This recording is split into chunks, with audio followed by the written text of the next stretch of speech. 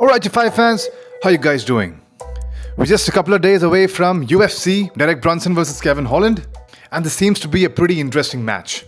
Alright, so in today's video, we're going to be looking at Kevin Holland's greatest strengths and weaknesses, match him up against Derek Brunson's, and how are we doing this? We're looking at Kevin Holland's last 4 fights. Now, his last 4 fights were against Jacare Ronaldo Souza, Charlie Ontiveros, Darren Stewart, and Joaquin Phoenix Buckley. But we're going to begin with the fight with Darren Stewart because this was his toughest challenge and he only won this by split decision over 15 minutes of fighting. So here we go.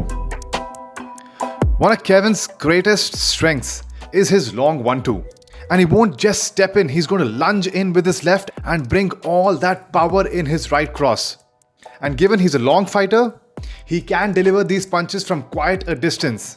And Derek Brunson has kind of a similar style as Darren Stewart, where he's going to be a little static in the beginning of the round, bank on his counters, and try to stay outside range. And given the way Kevin fights, this could be a problem for Derek Brunson.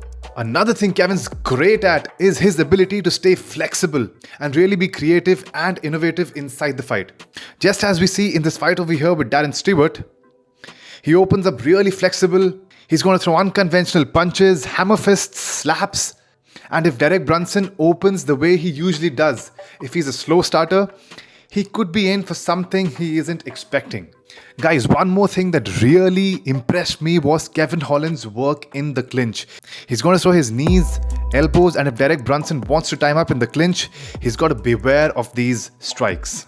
Well, on the flip side, if we look at Kevin's weaknesses, like we saw in the fight against Darren Stewart, he leaves himself open at the end of his long jab cross attacks. And that's when Derek could probably duck those attacks and shoot in for the takedown.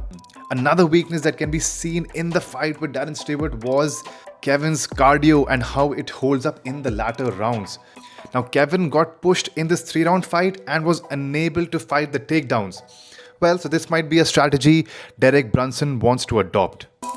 Moving on. Fight number 2 versus Joaquin Phoenix Buckley. Now, of course, the 1-2 right down the center line, sharp, sniper-like, was extremely impressive that knocked out Joaquin Phoenix. What was equally impressive was his ability to stay calm in the face of adversity. Now, he wasn't fazed by Joaquin Phoenix's power, and although Kevin likes dirty boxing and those awkward scraps, his defense seemed to hold up. It's deceptively good. So he's not going to get hit easily either.